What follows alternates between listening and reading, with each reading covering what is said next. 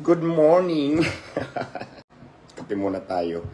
Actually, kalalagay ko lang ng skincare at katatapos ko lang magkakape pa lang.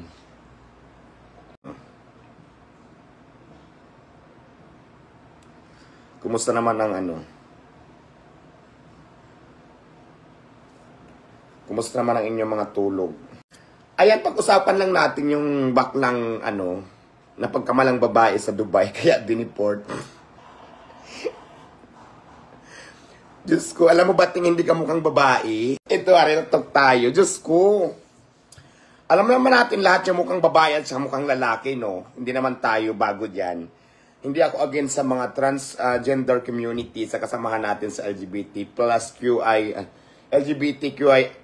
plus community. Hindi ako against dyan. Pero kasi dapat inilulugar natin yung sarili din natin, no? So dahil may nagtanong kung anong masasabi ko doon sa nagpunta ng Dubai, si Pokerat, nasabi niya kaya daw siya kaya daw siya pinabalik dahil yung passport niya male, tapos yung itsura niya babae, hinapagkamalan sa babae. Yun daw ang mga rason kung bakit siya hindi na pinapasok ng Dubai. Diyos ko, ti. Sa totoo lang hindi ka mukhang babae. Mukha kang bisugo, ate. Diyos ko, aminin natin yan. Hindi ka mukhang babae. Sa totoong buhay lang.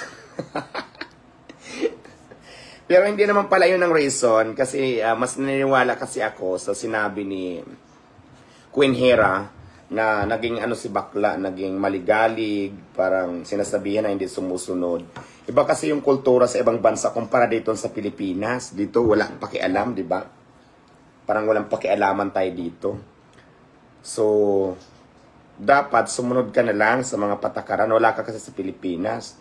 Tapos pinangalandakan mo pa na celebrity ka, famous ka. So, hindi yan naubra sa tingin ko lang sa ibang bansa. Kasi kahit gaano ka-famous dito sa atin sa Pilipinas, pagdating sa ibang bansa, wala silang pakialam, hindi ka naman kilala. Ganon.